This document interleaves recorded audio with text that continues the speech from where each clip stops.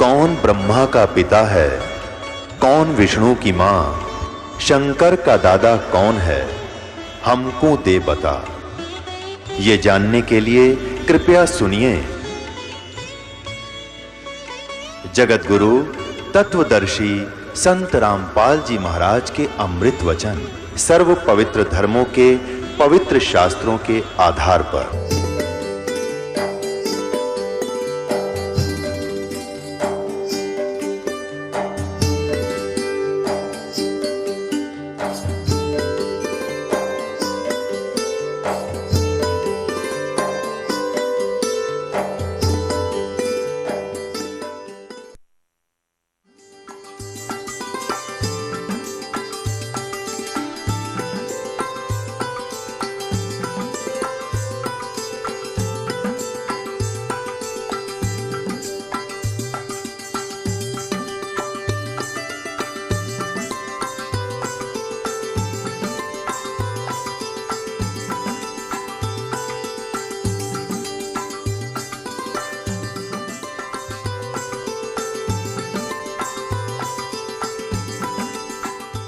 कबीर परमेश्वर की वाणी है, राज तजना सहज है, सहज त्रिया का ने, और मान बड़ाई ईर्षा दुर्लभ तजनाइए। अरे इनके तजे बिना भगवान मिले नहीं। भगत होकर के ऐसी ईर्षा करें तो कहते फिर परमात्मा निकट नहीं आता। अब उसने फिर क्या स्कीम बनाई कि भाई मुसलमानों यो जादू जंत्र जानता है, राजा लिया बैका, इसकी एक परीक्षा और लेते हैं। क्या पहले कुएं होते थे 200 150 200 फुट गहरे, और उस गहरे कुएं में क्या होता है कि उसमें पानी नहीं होता, और उसमें एक ऐसा बन जाता है वो दरार सा, उसका पता नहीं तू कितना गहरा और अलग से होता है। उन्होंने स्कीम बनाई मुसलमानों ने मिलकर के कि भाई इसको गहरे कुएं में डाल के ऊपर से छड़े कांटेदार झाड़ियाँ मट्टी कंकर भर देंगे उसको हैं, और ये कहो कि अगर इसमें जीवित पा गया था मान लेंगे खुदा है। अब वो फिर 5-10 व्यक्ति मौजूद से गए और कहा हम एक परीक्षा और लेंगे। ये परमात्मा के सामने रखी गई अर्ज। परमात्मा ने कहा राजन इनको करने दो जो करेंगे, इन्होंने मुझे मारना है मार लेंगे, कोई बात नहीं। आज्ञा हुई। पकड़ के भगवान को कबीर जी को उठाकर गहरे कुएं में डाल दिया, पटक दिया। ऊपर से मंड के सारे हजारों की संख्या में जो उसके चेले चपटे थे शेख तकी के, कोई झाड़ी ला कर गिरा है, कोई उसमें माटी कांकर गोबर अड़ंगा सब कुछ ठोक दिया ऊपर ताई, और हाथ पैर मुंह धो गए। शेख तकी गया सिकंदर लोधी के पास कि कर दिया काम तेरे उस अल्लाह का, दबा दिया मिट्टी में। अब सिकंदर लोधी थोड़ी सी देर पहले कमरे से आया था, प्रणाम करके बाहर ही निकला था, तभी वो आ गए थे। कहने लगे किसके विषय में बातें कर रहे हो? कि उस कबीर अल्लाह के बारे में जिसको तू कबीर खुदा कह रहा था, उसको घेरे में डाल दिया, ख़त्म कर दिया। अब वो ख़त्म है। सिकंदर लोधी ने कहा किसके बारे में? वो बैठे कमरे में, आजो दिखाऊं। अब जाकर देखा वो बैठे परमात्मा। बोलो सतगुरुदेव।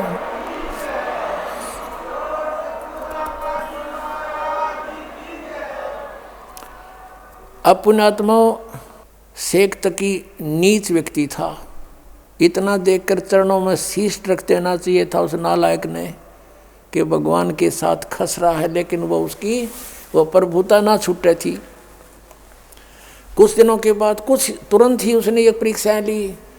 फिर कहा कि देखो भाई मुसलमानों, एक परीक्षा और ले लो। क्या? कि मेरी लड़की कब्र में दबा रखी है हमने, अगर उसको जीवित कर देगा तो मान लेंगे ये कुछ करामात रखता है। सब ने स्वीकृति दे दी, क्योंकि भोले भाले व्यक्ति इन गुरुओं के बंधे रहे हैं ये श्रद्धालु, चाहिए कुछ भी कराओ उनसे। उन्होंने फिर जाके कंडीशन रख दी राजा के सामने। राजा ने रख दी कबीर साहब के सामने कि भगवान ये एक और पंगा पा दिया इन्होंने। अब मालिक तो गए इसलिए थे कि किसी प्रकार मेरे बच्चे मुझे पहचान ले, किसी तरह पहचान ले मुझे। परमात्मा ने कहा कह दो इनको, तीसरा दिन रख दो।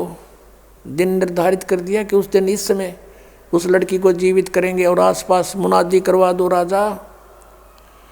अब राजा ने आसपास नगरों में गांवों में मुनादी करवा दी, ढिंढोरा पिटवा दिया, अनाउंसमेंट करवा दी कि ऐसे ऐसे मृत लड़की को जीवित करेगा कबीर परमेश्वर आए हुए हैं। शेख तकी की लड़की कब्र में दबी हुई है, मृत्यु को प्राप्त हो चुकी है कई दिनों से। अब वहाँ जाकर हजारों की संख्या में, कई हजारों की संख्या में 20, 30, 50 हजार व्यक्ति इकट्ठे हो गए। कब्र को फुड़वा दिया गया। परमेश्वर कबीर जी ने कहा कि शेख तकी अब तू कर ले अपने जंतर मंतर, कहीं फेर के मैं कर दूं और जिंदा जीवित कर देता। तो उपस्थित सभी व्यक्तियों ने कहा कि भगवान अगर इसके पास कोई शक्ति होती तो अपने बच्चे को कौन मरने देता, ये तो पहले ही कर लेता, ये इसके पास कुछ नहीं है, आप करके दिखाओ।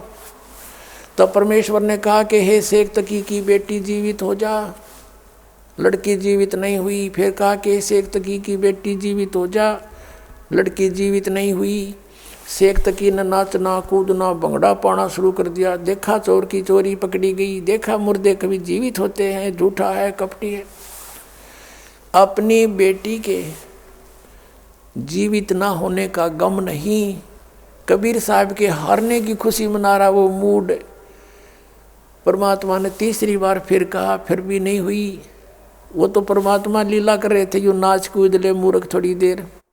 फिर कहा कि हे जीवात्मा जहाँ भी है तू, कबीर हुक्म से वापस आ, प्रवेश कर इस लड़की के शव में और बाहर आ जा। तुरंत लड़की कंपन हुई। लड़की बाहर आकर प्रणाम किया। बोलो सतगुरुदेव।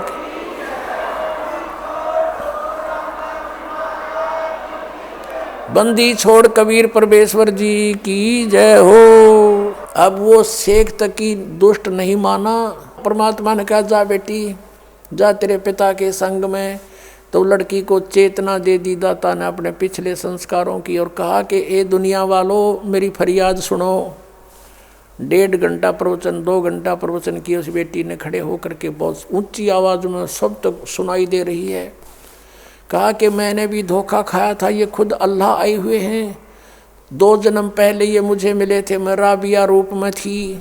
उस समय मैंने इनकी 4 वर्ष भक्ति करी थी, फिर मैंने लोक लाज में छोड़ दी थी। उसके कारण मैं अगले जन्म में एक बांसुरी नाम की लड़की बनी वैश्या, और मैंने मक्के में अपना शीश भी चढ़ा दिया था और सब जगह मेरी वाह वाह हो रही थी। लेकिन अगला जन्म मेरा शेख तकी के घर में लड़की का जन्म हुआ और अब मैं 12 वर्ष की आयु में मेरी मृत्यु हो गई थी।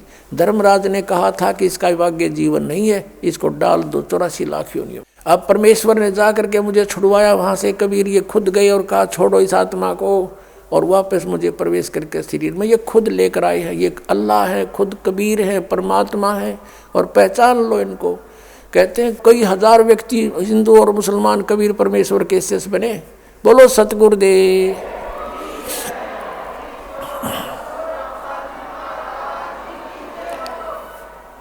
और उस लड़की से कहा बेटी अब तू जा अपने पिता के साथ। लड़की ने कहा कि नहीं, इसका और मेरा संस्कार समाप्त हो चुका है पिता पुत्री वाला। अब मुझे असली बाप मिल गया, सब सृष्टि का मालिक मिल गया। अब मैं आपकी बेटी, आप मेरे पिता। सब ने कहा कमाल कर दिया, कमाल कर दिया। लड़की का नाम कमाली रख दिया। अब पुण्यात्माओं, परमात्मा ने ये लीला इसलिए की थी क्योंकि वो भगवान थे, और साथ में इसलिए की थी कि ये नालायक मेरे बच्चे मुझे पहचान लें, आई एम गॉड। लेकिन उसमें चमत्कारों को देखकर 64 लाख शेष हो गए थे भगवान के। दुनिया को सुख दिया, उनको राहत दी और भक्ति से चार्ज किए। आप वही हो 64 लाख। फिर वहाँ से सब विमुख हो गए थे क्योंकि तुम्हें ज्ञान नहीं हो पाया कि Kabir is God in real God. चमत्कार तो भुलवा देते हैं कुछ दिन में लोग कि फलाना भी ऐसे करता था, साधु ने ऐसे कर दिया था, ऐसा ही ये है, भगवान नहीं है ये। इस तरह हम फेल हो गए थे। तो परमात्मा ये लीला करके गए थे कि अब पता लगेगा आई एम गॉड, क्योंकि सब सदग्रंथ बतावेंगे और परमात्मा जो लीला किया करता हुए वेद बतावेंगे, आंखों देखा संत बतावेंगे, मेरे बच्चे मुझे पहचान लेंगे। अब दास उस प्रश्न पर आता है जहाँ से शुरू किया था। अब ये लड़का 13 वर्ष का, लड़की जो मुर्दे जीवित किए थे, ये परमात्मा के 2 बच्चे थे। 2 मुंह बोले माता पिता थे। ये परिवार 5 सदस्यों का था, स्वयं परमेश्वर सहित। कपड़ा बुनते थे, जो भी कुछ आ जाता था अपना परिवार पोषण के लिए जो रख के बाकी भंडारा भोजन सत्संग करते थे, वहाँ भंडारा करवा देते थे। अब शेख तकी ने देखा कि ये तो कहीं से भी बाज नहीं आ रहा है, इसने तो मुझे हर तरह से फिट्टे मुँह कर दिया। उधर से हिंदू गुरुओं को ब्राह्मणों को भी परमात्मा धिक्कारा करते थे। कहते हैं वेद पढ़ने पर भेद ना जानो तुम बाचों पुराण 18 और जड़ को अंधे पत्ते खुआवें भूल गए सृजनहारा। उनको भी कहा करते थे कि तुम गलत साधना करवा रहे हो, देवी देवताओं की पूजा पे इनको फंसा रहे हो, तुम पूर्ण परमात्मा से परिचित नहीं हो, इनका जीवन नाश करे हो। तो उधर से हिंदुओं के गुरु भी विरोधी, उधर से मुसलमानों के ये काजी मुल्ला भी विरोधी। इन सब ने मिलकर एक मीटिंग करी कि भाई वैसे तो यूँ काबू आता नहीं, कोई जंतर मंत्र जाना है, ऐसी स्थिति में कर दो इसको कि ये भाग जा काशी छोड़ गए। सब ने मिलकर एक चिट्ठी डाल दी सब जगह साधु संत फकीरों के पास, क्योंकि ये साधु संत आपको पता किसे हैं, एक एक का 20-20 30 चेले 100 चेले रखता था। और लिख दिया कि काशी में कबीर पुत्र नीरू जुलाहा और भंडारा करेगा, और जितने भी भोजन खाने आएंगे सबको असरफी देगा एक एक, और एक दोहर देगा। दोहर एक बहुत अच्छा कंबल समझो, उस समय दोहर को बहुत बड़े सेठ ही यूज किया करते थे, दोहर बोलते थे, कंबल टाइप होती थी। तो सब जगह चिट्ठी भेज दी। और ये लालची गुरु सब शिष्यों को साथ ले आए कि चलो, क्योंकि शेष रोटी खाओगे एक समय तो सबको एक एक असरफी मिल जाएगी मोहर सोने की, और साथ में एक दोहर मिलेगी, और गुरु जी के पास जमा होंगी, हम उनको बेचकर फिर अपना गुजारा करेंगे। इस दृष्टिकोण से सभी अपने शिष्यों को सब ले लेकर आगे 18 लाख व्यक्ति काशी में प्रवेश हो गए। सुबह सुबह रविदास जी जो कबीर परमेश्वर जी के अधिक साथ रहते थे, आदरणीय रविदास साहिब जी जो उनके घनिष्ठ शिष्य भी थे और बहुत निकट से रहते थे, सुबह सुबह गए घूमने को, देखा, पूछा भाई इतनी जनता कैसे आई है। सभी ने बताया कि तुम काशी वालों कौन सी दुनिया में फिर रहे हो, सभी पूछ रहे हो कहाँ से आए हो, किसके आए हो। अरे तुम्हें नहीं मालूम कि एक काशी में कबीर नाम का दुल्हा है और उसने हमें आमंत्रित किया है, 3 दिन का भंडारा है यहाँ पर। रविदास जी ने सोचा भाई मेरे साथ तो कभी जिक्र हुआ नहीं, भगवान ने कोई जिक्र नहीं किया, ये क्या चक्कर है। रविदास जी ने पूछा कि भाई क्या तुम्हारे पास कोई पत्र चिट्ठी गई है। कहा, सब ने दिखाई हुआ चिट्ठी कि देखो। रविदास जी गए थे फ्रेश होने, सुबह सुबह बाहर निकले थे, वापस आगे किसी फ्रेश हो थे कि न तो काम बिगाड़ दिया, झूठी चिट्ठी डाल रखी है। तो आके कहा कि भगवान आज तो काशी छूटेगी अपनी, ये नगर त्यागना पड़ेगा। कबीर परमेश्वर तो अंतर्यामी थे, फिर भी लीला करते थे। क्या हो गया भक्त, क्या हो गया महात्मा, क्या हो गया ऐसा। हे भगवान बाहर देखो, वहाँ 18 लाख व्यक्ति आए हुए हैं, साधु संत सबके पास चिट्ठी है कि कबीर भंडारा करेगा, 3 दिन भंडारा चलेगा और सबको असरफी देगा प्रत्येक डाइट पे। शाम ने खाओगे शाम न अलग से, सुबह खाओगे सुबह अलग से, और एक एक दोहर देगा। इस कारण से लालच में दुनिया आ गई महाराज। कबीर साहब कहने लगे ऐसे कर रविदास, अंदर से कुंडी ला ले और बैठ जा। अंबार नहीं निकला आज, और भाई रात होने दे, रात के समय मैं निकल जाऊंगा, अपने बच्चों को लेकर बाहर चला जाऊंगा, अपने माता पिता को लेकर के। अब रविदास जी वो बैठ गए कबीर जी और कहा माला ले हाथ में, कराएंगे अर्जधनी से, सुनेगा अपनी भी, आपत्ति ने टालेंगे वही। अब उधर से परमात्मा ने दूसरा रूप बनाया, वहाँ तो रविदास जी के पास कुटिया में बैठे, पहुँच गए सतलोक में, और पहले ही टेलीफोन कर दिया था कि तैयार करो, ये तो नकली लोक है, यहाँ पर तो इतने व्यक्तियों का आसपास के 20 शहरों से लिया तो भी पूरा ना पट्टे। सतलोक में गए परमात्मा अपने सचखंड में, और वहाँ फ़ोन कर दिया था कि मैं आ रहा हूँ तैयार करो। कहते हैं असंख्य बैलों के ऊपर सामान बना बनाया धर दिया, जलेबी लाडू कचौड़ी पकौड़ी दही बड़े और दोहर मोहर ठोक दी सब में। और वहीं से परमात्मा ने उन्हीं हंसों के बैल बनाए और उन्हीं से साथ में बंजारे बनाए। एक केशव नाम बंजारा रूप में बनकर अपना केशव नाम रखा परमेश्वर ने। और बंजारे होते थे पहले व्यापारी लोग, क्या करते थे, बैलों के ऊपर जैसे गधे को थैला डालते हैं बोरा, ऐसे थैला रख करके ट्रांसपोर्ट करा करते थे माल को, बेचने जाते थे किसी मंडी से लेकर दूसरी मंडी में। सड़कें थी नहीं, जंगलों से गुजरना होता था, सिंगल से बैल आगे पीछे एक दूसरे के लेकर और जाते। उनको बंजारा बिजनेसमैन कहा करते थे, बंजारा। तो ऐसे 9 लाख बैलों के ऊपर सामान भर लिया और साथ में कुछ सतलोक से आत्मा आई थी, वो बंजारे यानी उनके सेवादार रूप में आ गए हंस। अब वो बैल जब चल रहे थे और वो बंजारे साथ में चल रहे थे, केसो भी चल रहा था, तो वो जमीन से 6 इंच ऊपर कदम रख रहे थे, जमीन पर नहीं रख रहे थे। लेकिन उस समय कौन देखा था उसने, सब ने जलेबी दिखे थी। अब परमात्मा ने टेंट लगवा दिए, केसो रूप में आकर के टेंट लगवा दिए। टेंटों में सारा सामान अनलोड करवा दिया। पाल की पाल पड़ी, पूरियों की तो जलेबियों की, लाडुओं की, कचौड़ियों की, और ताजे कति जैसे अभी निकल कर आए हो। अब क्या होता है, एक चिट्ठी उन्होंने शेख तकी के कहने से सिकंदर लोधी को भी भेज दी थी कि कबीर जी भंडारा कर रहे हैं, आप मेरे सेंस हो, आप अवश्य आइयो, हम भंडारा कर रहे हैं। शेख तकी से कहा सिकंदर लोधी ने कि ऐसे ऐसे कबीर जी कोई भंडारा कर रहे हैं, मुझे निमंत्रण मिला है। शेख तकी कहता मुझे भी मिला है, मैं भी चलूँगा। कहो चलो चलते आगे। अब शेख तकी ने सोचा था वो भाग गया होगा, कबीर तो छोड़ गया काशी को, और लोग उसको गाली दे रहे होंगे, झूठा था, कपटी था, चिट्ठी डाल दिया, पाया नहीं।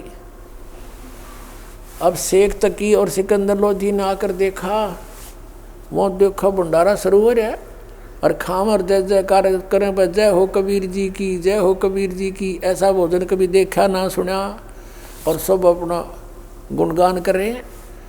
शेख तकी तो कलेजा पकड़ कर बैठ गया एक तरफ, अकियो तो यहाँ भी रोक काट दिया इसने, यहाँ भी डूंडा ठा रखा है, भंडारा चल रहा है, ये लाया कहाँ से। सिकंदर लोधी ने पूछा भी ये कौन कर रहा है, कि कबीर जी हैं काशी के बड़े सेठ, खाने वाले ने सेठ है दिखे तो भी इतना कुछ करा दिया। किसी ने पूछा कि कबीर जी कहाँ के, हमने कबीर जी का पता नहीं, उनका एक नौकर है इसमें टेंट में, अपना दूसरा रूप बना के केशव बंजारे के रूप में बैठे। सिकंदर लोधी ने वहाँ का गए और प्रणाम हुआ और पूछा भगवान कहाँ पर हैं, आप क्या नाती हो, उसके नाते में क्या लगते हो। केशव रूप में विराजमान परमात्मा ने कहा कि वो मेरा पगड़ी बदल यार है, मेरा फ्रेंड है, मेरा मित्र है, और मेरे पास एक पत्र गया था उनका कि एक छोटा सा भंडारा करना है और कुछ सामान लेते आइएगा। तो मैं उनका मित्र हूँ, मैं बिजनेसमैन हूँ, बंजारा हूँ, और ये सामान मैं उनके आदेश से लेकर आया हूँ, और ये भंडारा इसलिए चल रहा है। अब शेख तकी तैलू का है, एक छोटे से भंडारे का सामान है, तो 18 लाख आदमी एट ए टाइम एक बार खा रहे हैं, और एक एक को 2 असरफी दी जा रही है सोने की एक, जैसे एक असरफी 10 ग्राम की 1 तोले की होती थी, आज 1 तोला लगभग मेरे ख्याल में 30,000 का हो रहा होगा। और एक दौर वो दौर था, आज मेरे ख्याल में 10,000 मना मिल रहा है, इस टाइप का कंबल था। और वो एक एक प्रत्येक भोजन पर डाइट पर दे रहे हैं।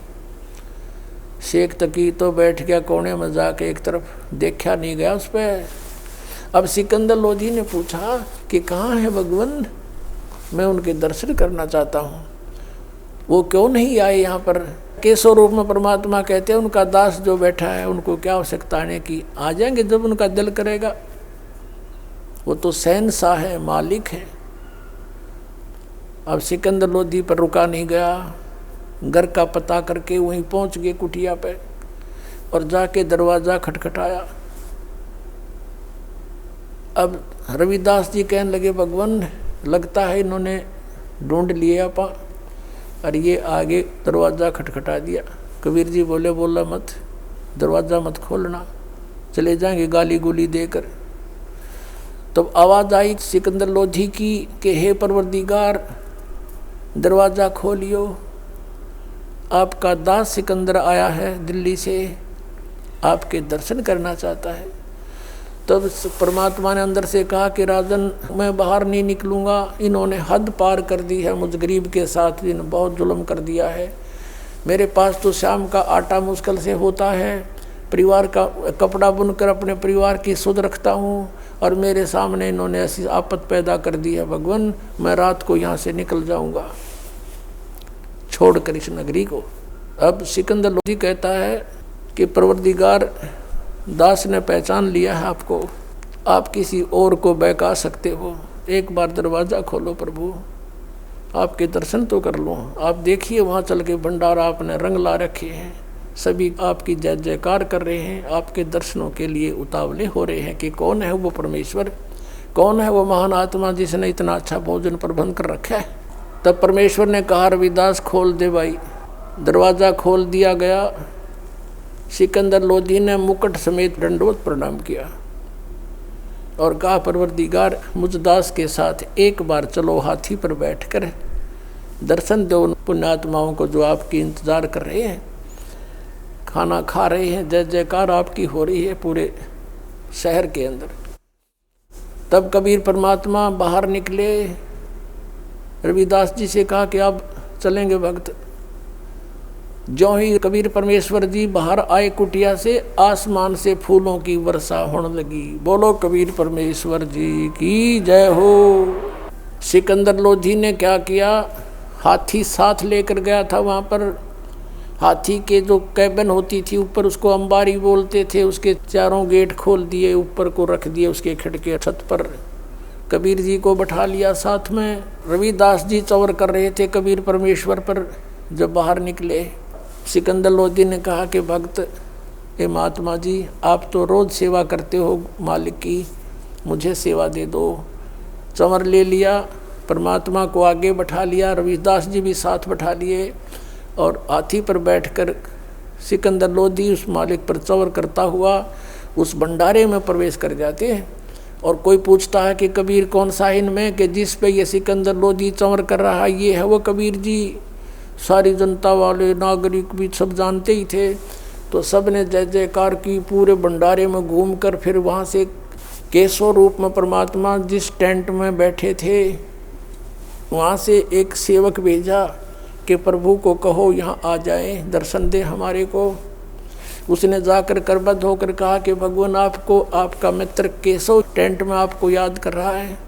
परमात्मा नीचे उतरे, सिकंदर लोधी भी, रविदास जी सब आकर के टेंट में। जो ही कबीर जी प्रवेश किया, अपने आप एक तख्त बिछ गया, उसके ऊपर सुंदर आसन, सामने देखते देखते ऐसे बिछन लग रहा, हीरे पन्नों से जड़े हुए वस्त्र आ गए और कबीर परमात्मा बैठ गए जच के उसके बीच में।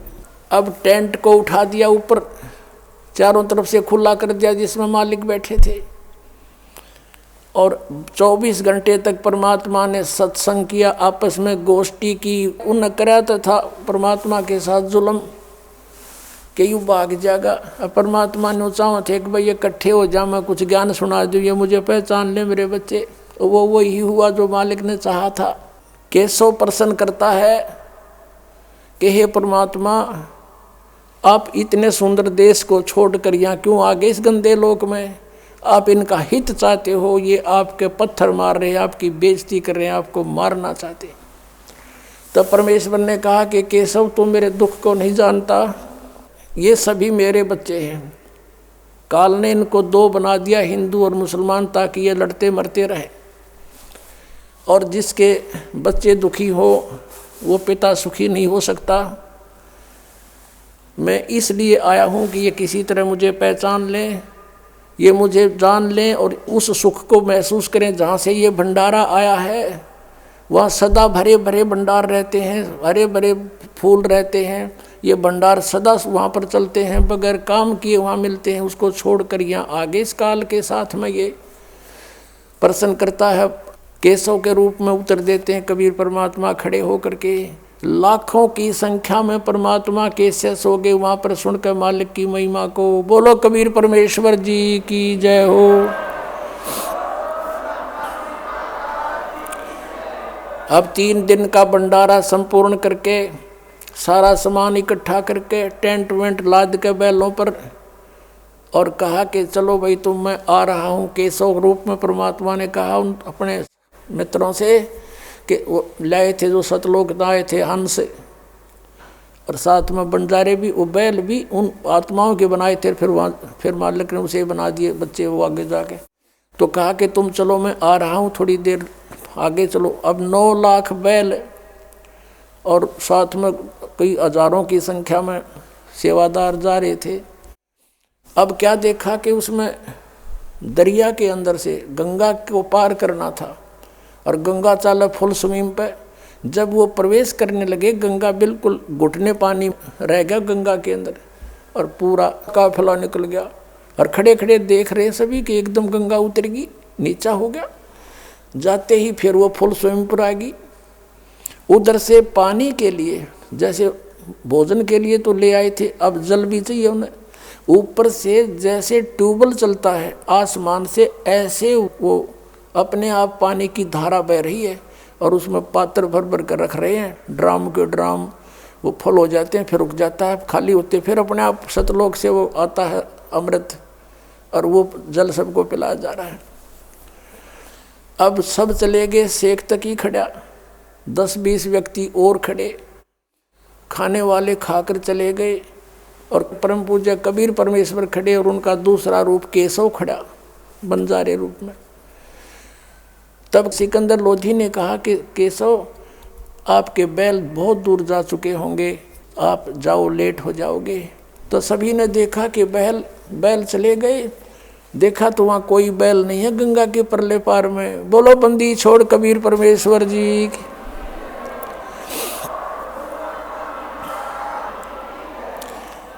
अब उधर से क्या किया कि जो केशव रूप में खड़े थे दूसरे रूप में देखते ही देखते केशव वाला रूप कबीर परमेश्वर में समा गए, अकेले कबीर परमेश्वर रह गए। बोलो बंदी छोड़ कबीर परमेश्वर जी की जय हो।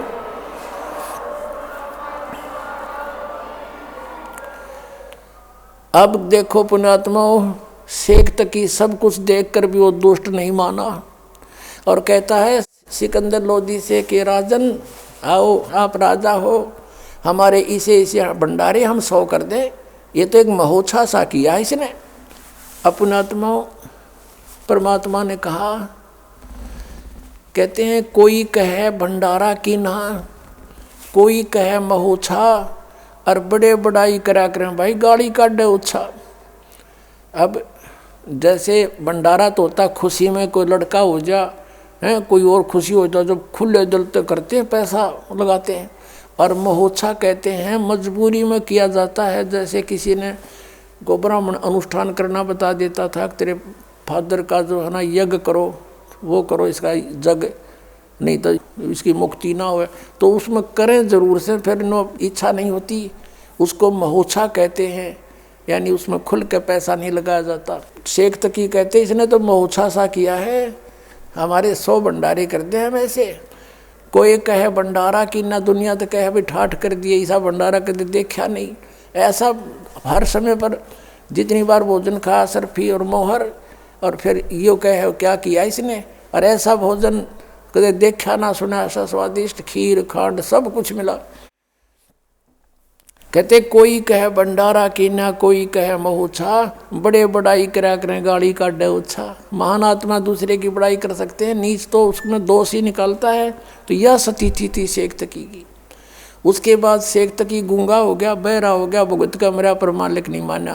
पुणात्माओं, परमात्मा ने कहा था कि साईं इतना दीजिए जिसमें कुटुंब समावे, हम भी भूखे ना रहे, तिथि ना भूखा जाए। और देखो उन्होंने रिहर्सल करके दिखाया, एग्जाम्पल दिखाया हमारे को कि जैसे मैं रहूं तुम ऐसे रहना, मेरे पर विश्वास करना, मेरे अतिरिक्त किसी को मत मानना और धर्म पुण्य पर आस्था रखना। फिर तुम्हारे ऊपर कोई रिक्वायरमेंट आपकी आवेगी तो ऐसे पूरी करूंगा जैसे आप भिखारी बनकर दिखा दाता ने। भिखारी में एक निर्धन और जब समय आया तो देखो ठाठ कर दिए। कबीर साहब कहते हैं कल्पे कारण कौन है कर सेवा निकाम, सेवा माने पूजा, निष्काम भाव से पूजा कर मेरी, और मन इच्छा फल देऊंगा जब पड़े मेरे तय काम। तो यहाँ भगवान का रोल शुरू होता है। राजा भी नहीं कर सकता 18 लाख व्यक्तियों की एट ए टाइम प्रबंध। तो कबीर इज गॉड, ये पूर्ण परमात्मा है। आप ऐसे करके देखो और ये सब छोड़ दो बुराई और करो भक्ति परमात्मा की। बोलो सतगुरुदेव की जय हो। परमपिता परमात्मा पूर्ण ब्रह्म सर्व सृष्टि रचनहार कबीर परमेश्वर जी की असीम कृपा से आप जी सत्संग सुनने के लिए उपस्थित हुए। मानुष जन्म दुर्लभ है,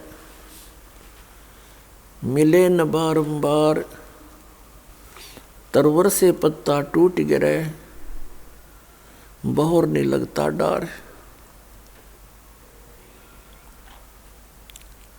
बहुत ही मुश्किल से यानी सुदुर्लभ है ये मानुष जन्म, और मानुष जन्म प्राप्त करके संत का मिलना अति दुर्लभ है। मनुष्य जन्म भी बड़ी मुश्किल से प्राप्त होता है जीव को, उससे भी दुर्लभ है संत की प्राप्ति।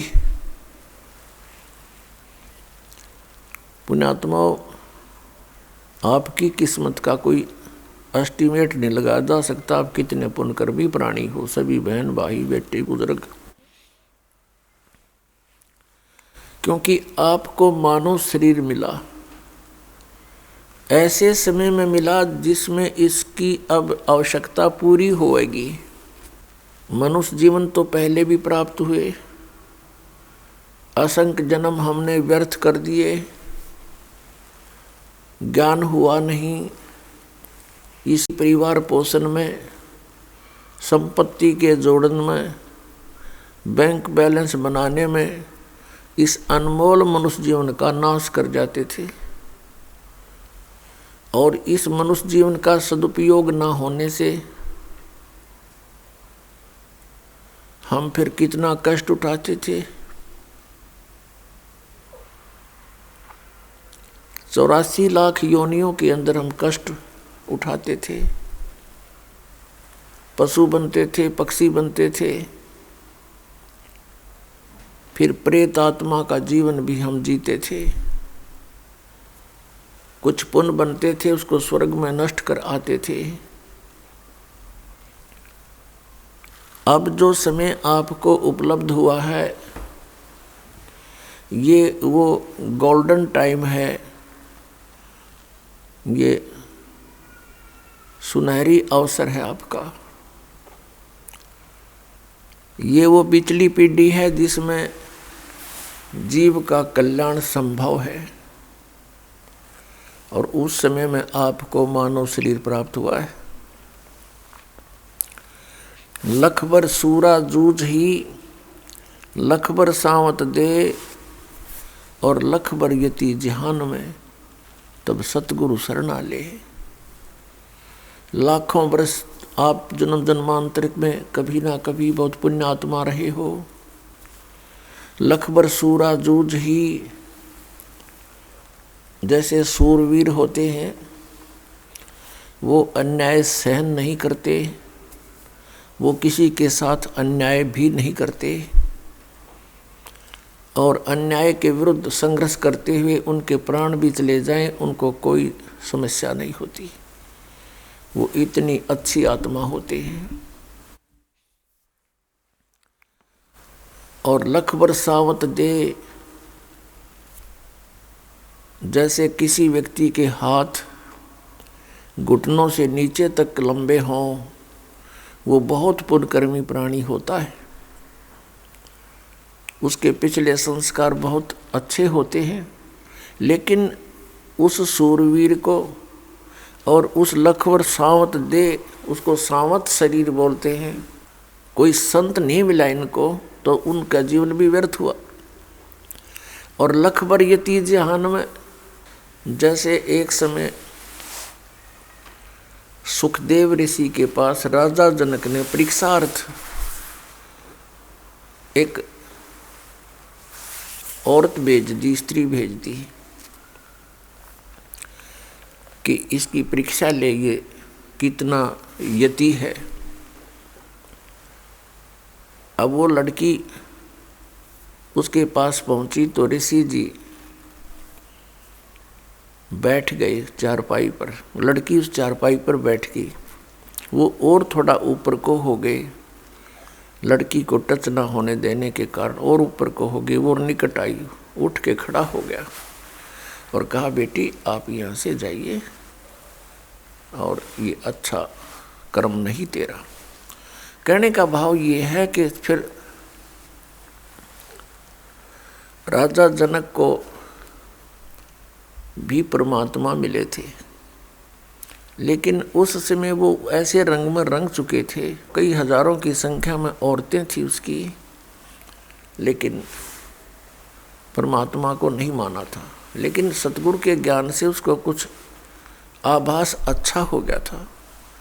तो उसने क्या कहा कि राजा जनक ने कहा कि बहन बता कैसी प्रतिक्रिया की उस ऋषि ने। उसने बताया, जी सचमुच ये तो महान आत्मा है और मुझे रस्त भी नहीं होने दिया और खड़े हो गए, सारी क्रिया बता दी। अब यहाँ बताते हैं परमात्मा यदि सत साधना ना, ये तो अच्छी बात है, आचरण ऐसा हो पुरुष का, बहन बेटी सभी का, लेकिन भक्ति नहीं है आपके पास तो यूजलेस। क्या बताते हैं, गोरख से ज्ञानी घने और सुखदेव यति जहान, सीता सी बहु भारिया संत दूर अस्थान। जैसे परमात्मा कबीर परमेश्वर ये हमारे पिता हैं और अपने ही माता पिता अपने बच्चों के लिए दुखी हुआ करते, वो हमारे लिए भटक रहे हैं। कोई भी किसी भी धर्म मजहब में कोई भी अच्छी बुरी आत्मा है या अच्छी है तो वो परमात्मा की है और उस परमेश्वर ने अपने अच्छे बुरे सभी बच्चों की चिंता रहती है। तो अच्छे बच्चों में से गोरखनाथ थे, सिद्ध हो गए थे, ऐसी सिद्धियां आ गई थी कि एक बार एक पहाड़ को सोने का बना दिया था। तो उससे परमात्मा मिले, उसकी सारी सिद्धियों की स्थिति बताई, ज्ञान से समझाया उसको और गोरखनाथ को सतनाम दिया था परमात्मा ने 2 अक्षर का।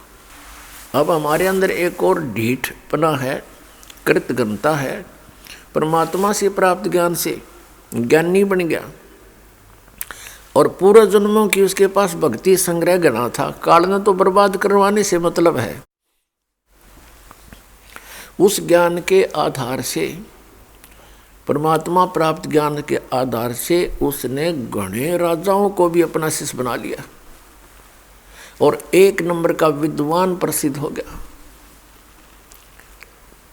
अब परमात्मा कहते हैं हम इतने कृतघ्नी हैं कि सतनाम मिल गया तो न्यों सोच ली बस, क्योंकि आप से कुछ पिछले संस्कार से कुछ आगे चार्जिंग होगी, कुछ दिन ठीक साधना करने से, फिर गुरुद्रोही यानी गुरु से विमुख होने से भक्ति नहीं बनी और उस दौरान जो उसकी भक्ति बनी और पिछली वो बर्बाद कर दी चेले बना बना कर।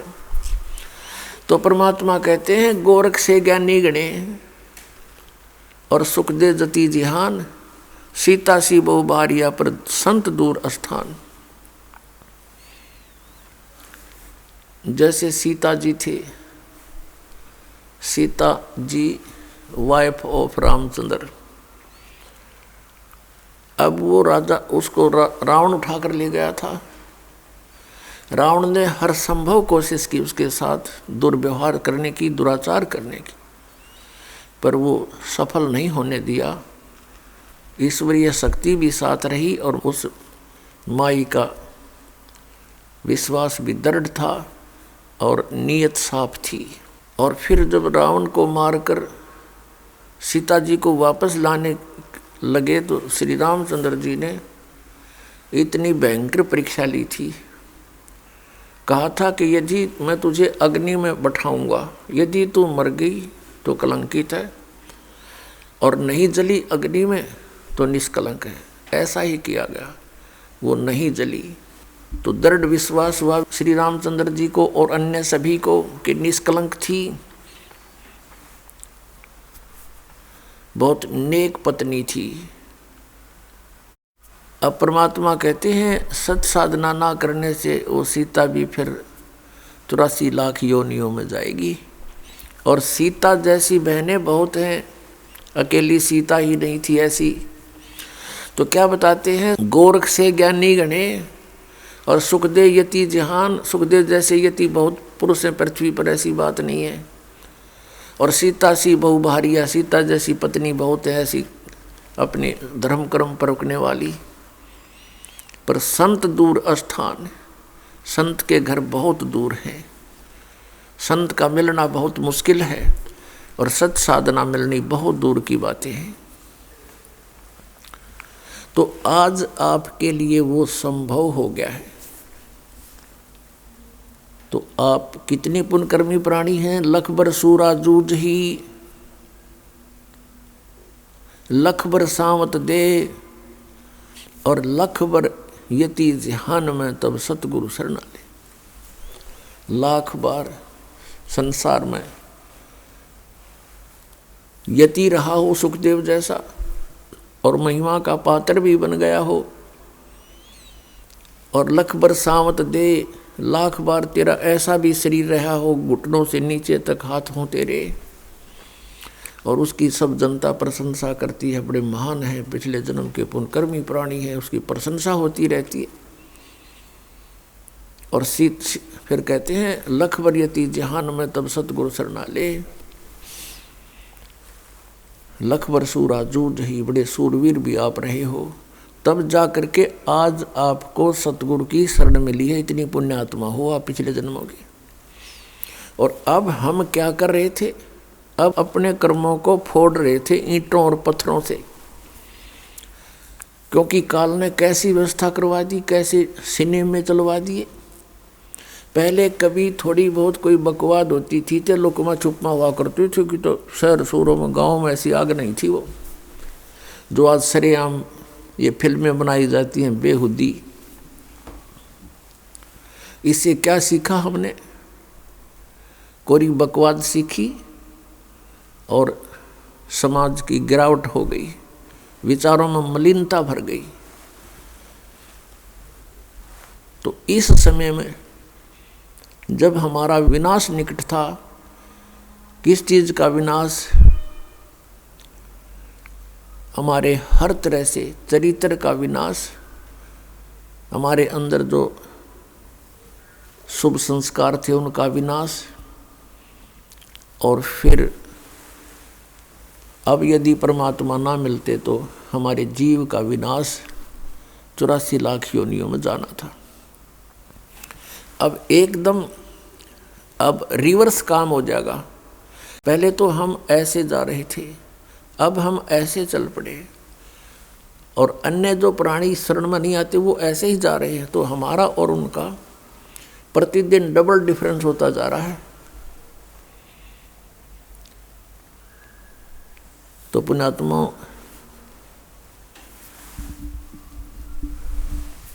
मात पिता मिल जावेंगे 184 माँ, सतगुरु सेवा बंदगी भाई फेर मिलन की ना।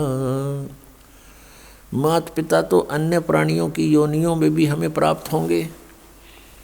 कुत्ते बने वह मात पिता, पक्षी बने वह मात पिता, पशु बने, अन्य प्राणी बने वह मात पिता, मनुष्य बने फिर मात पिता। लेकिन सतगुरु सेवा और बंदगी यानी ये भक्ति भाई फिर मिलन की ना। आगे गए ना बावड़े रहते भी सब जा, बिन साहिब की बंदगी कहीं छोरे ठिकाना न। जैसे मोती ओस का ऐसी तेरी आव, गरीब दास करो बंदगी बोहर न ऐसा दाव। पहले चले गए वो तो वापस आए नहीं, उन्होंने हमें कुछ बताया नहीं, और रहते भी सब जहाँ जो शेष बचे ये भी मृत्यु को प्राप्त होकर चले जाएंगे। और बिन साहिब की बंदगी कहीं ठोर ठिकाना ना। अब साहिब शब्द बोला परमात्मा को, परमात्मा की भक्ति बिना। अब परमात्मा कौन है? बिन साहिब की बंदगी कहीं ठोर ठिकाना ना। अब यहाँ साहिब शब्द बोला है अकेला, यहाँ परम अक्षर ब्रह्म नहीं कहा, यहाँ सत साहिब नहीं कहा, सीधा साहिब कहा है। साहिब माने भगवान, राम, अल्लाह, खुदा, गॉड। बिन भगवान की भक्ति कहीं ठोर ठिकाना ना। अब भगवान कौन है, राम कौन है, किसकी तरफ संकेत है, ये निर्णय अति आवश्यक है। अब राम किसे कहते हैं, प्रभु किसे कहते हैं, अल्लाह गॉड किसे कहते हैं, खुदा रब किसे कहते हैं। अब ये एक शक्ति बोधक शब्द है। इसके समझने के लिए थोड़ा सा उदाहरण हमने संसारिक उदाहरण लेने पड़ेंगे। जैसे कोई विभाग लीजिए, किसी विभाग में ले लीजिए, जैसे तहसीलदार, उसको भी साहब कहते हैं। आगे उनके महकमे के जो डायरेक्टर वगैरह होते हैं वो भी साहब कहलाते हैं। फिर डिप्टी कमिश्नर भी साहब होता है, डीसी, कमिश्नर भी साहब, मंत्री भी साहब, और मुख्यमंत्री को भी साहब कहते हैं, स्वामी कहते हैं। प्रभु जितना वो स्वामी है, जितना मालिक है। और प्रधानमंत्री को भी साहब कहते हैं, राष्ट्रपति भी साहब कहलाते हैं। ये सभी साहब हैं, यानी स्वामी हैं। जितने क्षेत्र में इनकी जो रेंज है, ये उतने जित सत्ता है उतने ही ये राम हैं, उतने ही साहब हैं। अब जैसे किसी कार्यालय में, जैसे डीसी के कार्यालय में कार्यरत जितने भी कर्मचारी अधिकारी होते हैं, वो अपने एक दूसरे को कोई कार्य प्रार्थना करते हैं कि वो कहते हैं साहब ने ऐसे बोला है, आप ऐसा कर लीजिए। तो उनके लिए अंडरस्टूड है डीसी साहब, वो बार बार डीसी साहब नहीं बोलते, वो सीधा कहते हैं साहब ने ऐसे बोला है, नथिंग एल्स। तो उनके लिए अंडरस्टूड है उनका कौन साहब है। तो इसी प्रकार यहाँ आदरणीय गरीबदास साहिब जी ने जो कहा है बिन साहिब की बंदगी, तो उनका साहब अंडरस्टूड है सतपुरुष, परम अक्षर पुरुष। तो यहाँ जो गरीबदास जी संकेत कर रहे हैं, तो हमारा जो साहब है हमारे लिए अंडरस्टूड है वो, कि कबीर गॉड, कबीर साहब।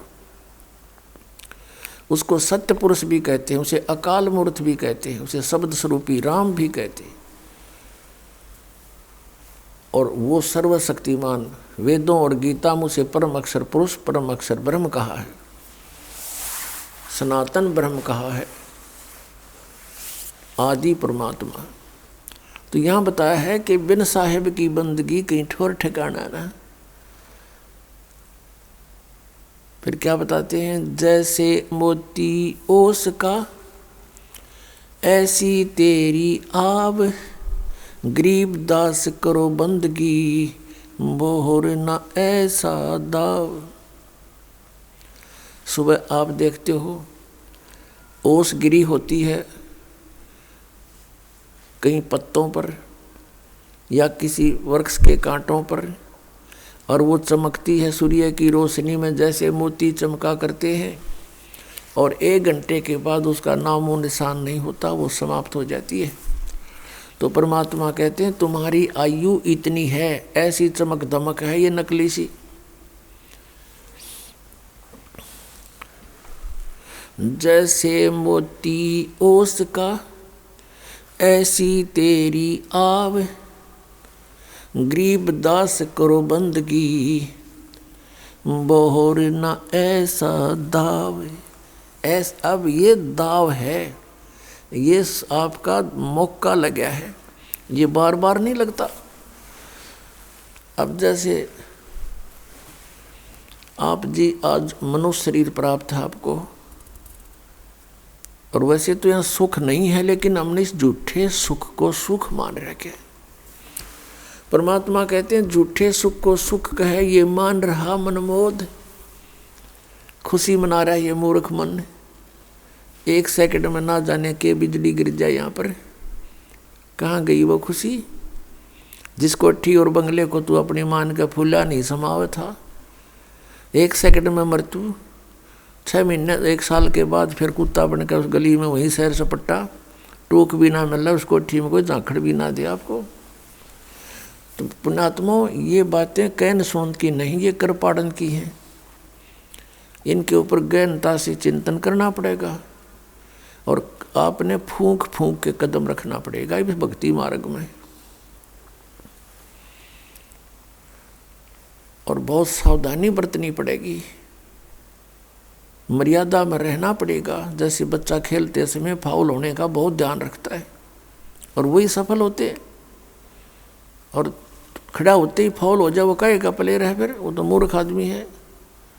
तो पुण्यात्माओं आपने इस परमात्मा के खेल में प्रवेश पाया है, अब सफल होके दिखाओ, शाबाशी मिले भगवान के दरबार में। ये छोटी छोटी लालच लोभ में हम अपना जीवन बर्बाद कर जाते हैं।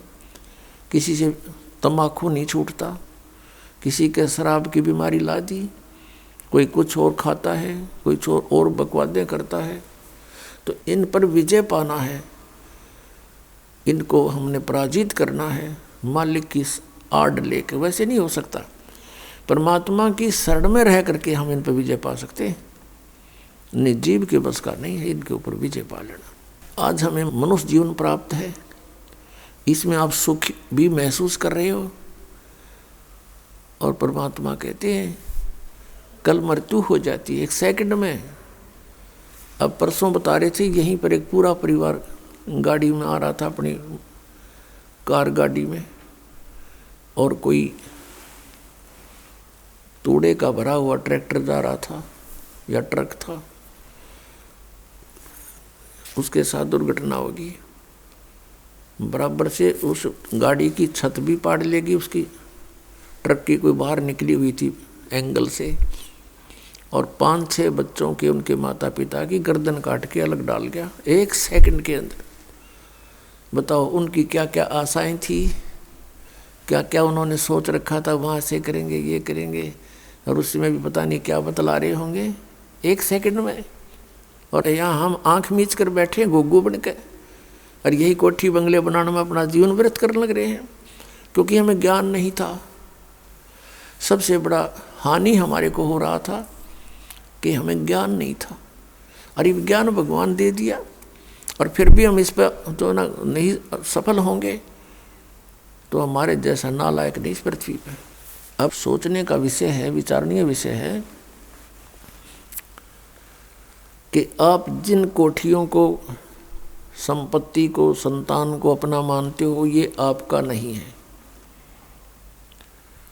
ये दूसरी बात है, क्योंकि हम जीव संज्ञा में हैं, ये हमारे बात समझ में आती नहीं। परमात्मा की इस रोशनी में कुछ दिनों के बाद आपको ये स्पष्ट दिखाई देने लग जाएगा कि ये अपने नहीं हैं। अपने नहीं है तो ये कौन है? ये नहीं कि इनसे नफरत हो, नहीं, ये परमात्मा के हैं, बच्चे हैं उस धनी के, हमारे मालिक के बच्चे हैं।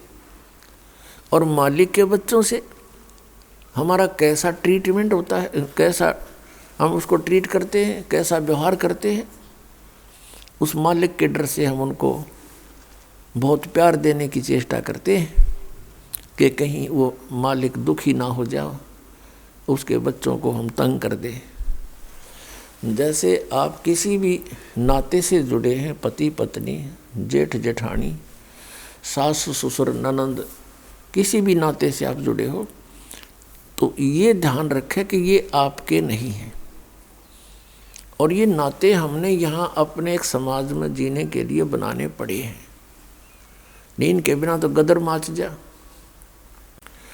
तो फिर ये याद रखिए कि ये अपने नहीं हैं। ठीक है, हम यहाँ आए हैं, इस स्थान की यह व्यवस्था है, लेकिन ये अपने नहीं हैं, ये भगवान के बच्चे हैं, मालिक के बच्चे हैं। अब जैसे सास बहू ने दुखी करे, वो पाप की भागन होती है, और फिर बहू सास ने दुखी करे, वो महा अपराधी होती है। क्योंकि सास की जो आशाएं होती हैं कि मेरी पुत्र वधू आएगी, मेरी सेवा करेगी, मैंने प्यार से बोला करेगी, तो वह हर प्रयत्न करती है अपने बच्चे के विवाह करने की, कि मेरा बच्चा ब्याह जा, बेटी आवेगी। और वो फिर उसके विपरीत कार्य होते हैं, उसकी आत्मा दुखती है। तो अब हम ये भी सोचना है कि ये अपने नहीं हैं। ये तो आप सोचो ना सोचो या फाइनल बात है, आप मानो या ना मानो, ये तो सही है कि ये आपके नहीं। हम माने ना माने मृत्यु होगी, हमारे मानने से ना मानने से कोई फर्क नहीं पड़ेगा, वो है एज इट इज। तो इसी प्रकार ये बच्चे, ये संतान संपत्ति आपकी नहीं है। आपका ना यकीन होता है, आप नहीं, आपकी बुद्धि अभी तक वहाँ पहुँचती है, तो वो दूसरी बात है ऐसा ही।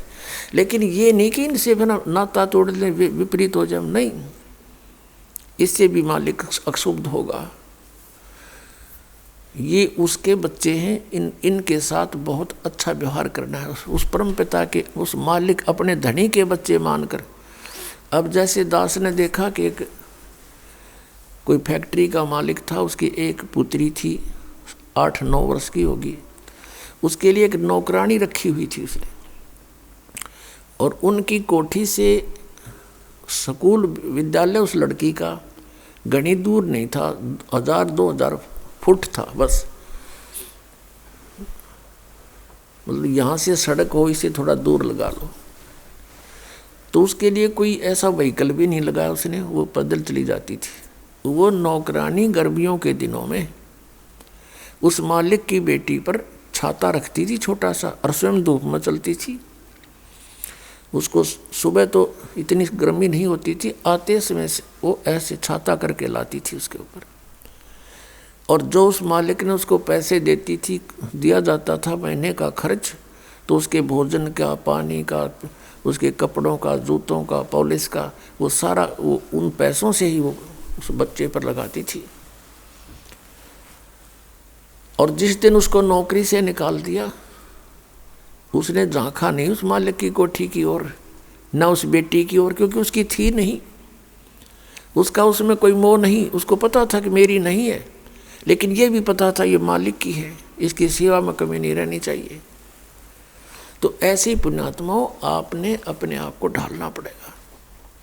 यदि यहाँ जीना ठीक चाहते हो और सतलोक जाना चाहते हो, इस तरह आपके मन को इस सच्चाई से जोड़ना पड़ेगा। यह सत्य है, और हम सत्य मान रहे हैं असत्य को, क्योंकि हम बच्चे हैं, बालक हैं, बुद्धि हमारी बाल बुद्धि है। अब परमात्मा की रोशनी में इस ज्ञान से हमारी बुद्धि उठेगी, और फिर हम ये चिंतित हो जाते हैं जैसे हम मर गए तो बच्चों का क्या होगा। अब मृत्यु तो पता नहीं कब किसकी हो जाए, तो मरते समय फिर मनमाना काल का यूँ भी दाव लग जा कि आपके छोटे बच्चे हैं, कोई 20 वर्ष का, कोई 25 वर्ष का, अभी क्या होगा। तो पुण्यात्माओं, कल आपको बताया था, पहले भी बताते रहते हैं कि परमात्मा ने जिस भी बच्चे की किस्मत में जो लिखा है वो अवश्य मिलेगा, चाहे माता पिता जीवो चाहे मरो, उसको वो प्राप्त होगा ही होगा। इस दास का बीटर एक्सपीरियंस है। ऐसा देखा हमारे रिश्तेदारी में, एक छोटे छोटे बच्चों का पिता मर गया, और वो रो रहा था मरते समय, हाय मेरा क्या, मेरे बच्चों का क्या होगा, मेरे बच्चों का क्या। हम भी दुखी थे उस बात से, सचमुच इनका क्या होगा, जब तक इस दास को उपदेश प्राप्त नहीं हुआ था। अब वो तो होना था, हो गया, साल 6 महीने रो पीट के अपना सेट हुए, और यहाँ कोई विकल्प नहीं। अब ये दास देखता है भाई जीवित थे, और जो जिनका पिता मर गया था, आज वो बच्चे उनसे 21 हैं, हर्ष थी। तो इस दास को जब नाम उपदेश हुआ, ये घटना घट चुकी थी। इस तरह की बातें फिर दास को याद आई। और फिर परमात्मा के चरणों में समर्पित हुए।